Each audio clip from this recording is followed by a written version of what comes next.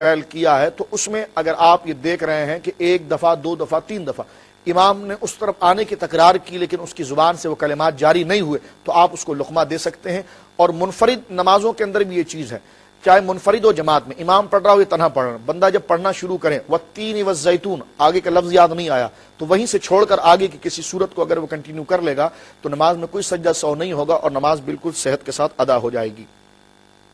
اسی طرح ہمارے ایک بھائی نے پوچھا امام بخاری، امام مسلم کی احادیث میں کیا شرائط ہیں؟ یہ ہمارے اس پروگرام کا خاص موضوع ہے، انشاءاللہ آپ اس پروگرام کو آنے والے وقت تک دیکھتے رہیے گا تو میں انشاءاللہ امام بخاری، امام مسلم کی شرائط احادیث پر انشاءاللہ اس کا تفصیلی بیان آپ کی خدمت میں عرض کر دوں گا۔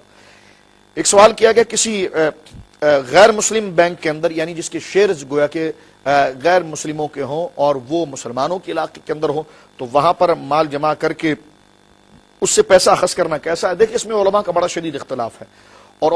اکثر علماء اس بات کی اجازت مرحمت نہیں فرماتے ہیں کہ جناب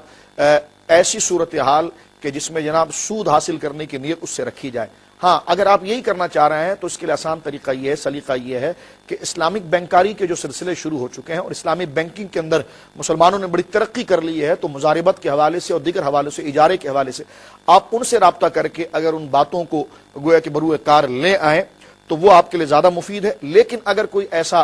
بینک ہے جس کے تمام شیئرز گویا کہ غیر مسلموں کے ہیں تو اس سے جو نفع حاصل کیا جائے گا، خیر وہ حرام تو نہیں قرار دیا جائے گا، لیکن اس سے بہتر ہے کہ آپ اسلامک بینکاری کی طرف آ کر اس میں اپنے شغف کا اضافہ کریں۔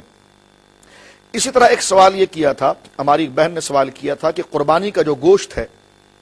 اس کو کب تک رکھ کر کھایا جا سکتا ہے؟ تو دیکھیے مسلم شریف کی حدیث سے نبی کریم علیہ الصلوۃ والسلام نے شاہ فرمایا، لوگو میں تمہیں پہلے قربانی کا گوشت رکھنے سے منع کرتا تھا اور زیارت قبور سے منع کرتا تھا، اب قربانی کے گوشت کو کھانے اور اس کو جمع کرنے کی بھی اجازت دیتا ہوں اور زیارت قبور کی بھی میں اجازت دیتا ہوں۔ تو قربانی کے گوشت کو ظاہر سی بات ہے جب تک وہ خراب نہ ہو اور اس کے اندر خرابی لاحق نہ ہو طبی اعتبار سے آپ اس کو استعمال کر سکتی ہیں اور اس کو کھا سکتی ہیں، وہ باعث برکت ہے، اس میں کوئی حرج نہیں ہے۔ اسی طرح بہن نے پوچھا کہ تسبیح کے دانے ہم پڑھتے ہیں تو انہوں نے اپنی ایک زبان میں کہا کہ جناب اس میں 3 امام ہوتے ہیں،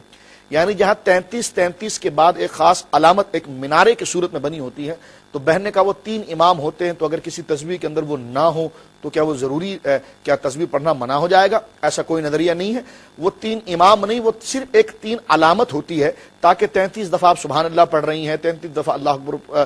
الحمدللہ پڑھ رہی ہیں اور 34 دفعہ آپ نے اللہ اکبر پڑھا ہے تو یہ تسبیح فاطمہ کی ترتیب کے حوالے سے اس کو رکھا جاتا ہے۔ اگر یہ نہ بھی ہو تب بھی کوئی حرج نہیں ہے اور آپ پوری تسبیح ایک ہی گویا کہ ورد کے ساتھ ختم کر دیں تب بھی کوئی حرج نہیں ہے، اس میں اماموں کا کوئی تصور نہیں ہے۔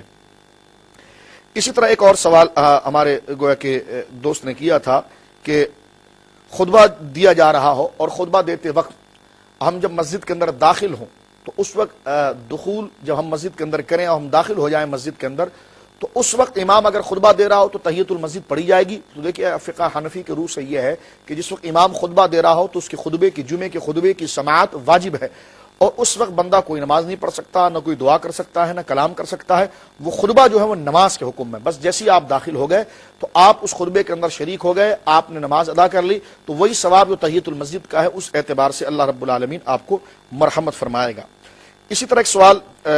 ایک بھائی نے اور کیا کہ فلمیں ڈرامے دیکھتے ہیں اور اس میں کفری کلمات ہماری ذکر کی جاتی ہیں تو اگر ہم زبان پر ذکر کریں تو اس کا کیا حکم ہے؟ پہلے تو فلمیں ڈرامے دیکھنا خود گویا کہ ایک یہ سوالیہ نشان ہے کہ اس کو دیکھنا شرعاً کیا اہمیت رکھتا ہے۔ ظاہر سی بات ہے کہ جہاں پر گانے بجانے کی چیزیں موجود ہوں اور غیر محرموں کو دیکھنا ہو تو وہ اپنی جگہ پر تو ایک خود حرام امر ہے، لیکن اس پہ طرفہ یہ کہ کفریہ کلمات علیاذ باللہ، تو اس قسم کے پروگرام اور اس قسم کے ڈراموں سے تو حتی الامکان بلکہ مکمل طور پر خود اور اپنے بچوں کو اس سے گویا کہ دور رکھنا چاہیے کہ جہاں پر کفر کلمات بکے جاتے ہیں، کہے جاتے ہیں، اگر کسی شخص نے اس کا دورہ لیا تو یقیناً کفر اس پر لازم آئے گا، تجدید ایمان اس کو کرنا پڑے گا۔ اللہ رب العالمین سے دعا ہے کہ جو یہ مسائل ذکر کیے گئے ان تمام احکامات